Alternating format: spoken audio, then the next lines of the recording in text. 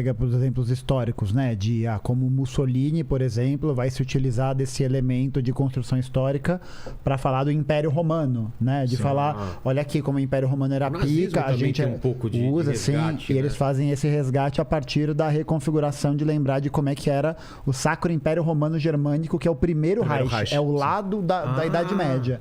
E aí você tem todo esse elemento até meio místico, assim, dessa coisa esotérico, né? De você, a partir dessa perspectiva da montagem de uma narrativa, você produzir um elemento ideológico que é o seguinte: o passado era muito bom.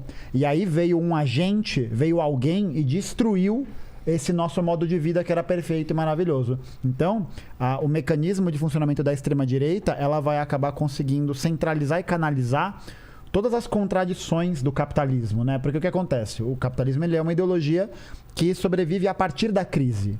É nas crises que ele vai conseguir crescer. A gente pode até falar um pouco... Depois eu quero entender isso. Mas é nesse momento que ele vai crescer. E aí o que acontece é que as contradições do capitalismo, elas são muito diversas, né?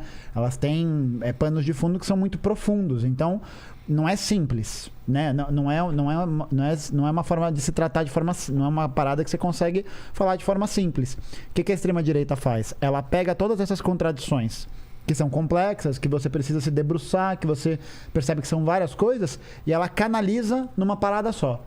E aí que ela vai falar, o problema da nossa sociedade não é a questão econômica, a questão racial, a questão social, a questão cultural. O problema, no caso do nazismo, por exemplo, eram os judeus. Sim. Tá. E aí você... Fica mais fácil para...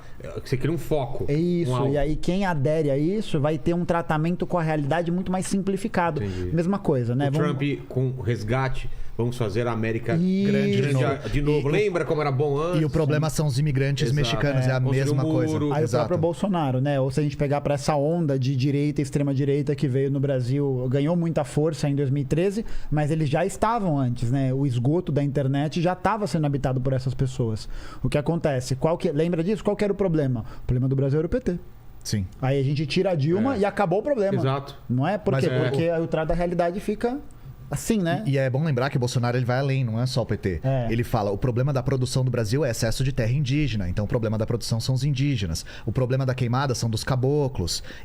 O problema do Brasil é a corja de imigrantes que tá vindo pra cá, porque lembrando que o Bolsonaro só gosta de imigrante quando o imigrante é dos Estados Unidos e da Europa. Quando é boliviano, quando é haitiano, ele chama de tudo que não presta. Ele chama de tudo que não presta. Então, assim, tem constantes aí que vale a pena a gente salientar, porque é por isso que a gente chama o bolsonarismo de um fenômeno fascista, porque o fascismo ele é o botão de emergência do capitalismo.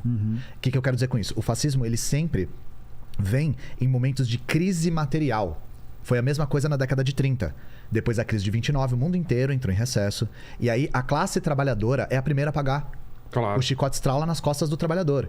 E aí essa radicalização da classe trabalhadora é cooptada por esses fenômenos fascistas que fazem uso de chauvinismo, fazem uso de reacionarismo, pegam nos medos das pessoas e pegam essa energia da classe trabalhadora e desviam o foco. Do quê? Da burguesia.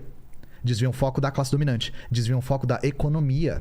Sim. Então dão uma espécie de resposta simples, falsa e que pega nos medos das pessoas. Destruição de família, vão dividir sua casa, valores antigos. Os caras que estão vindo aí, eles não têm os mesmos... não têm os mesmos valores. Que a gente. Hoje o neonazismo europeu é muito calcado na... Cara, tem um movimento grande mesmo de neonazismo? Tem. No Brasil. O Brasil foi no mundo. Tem.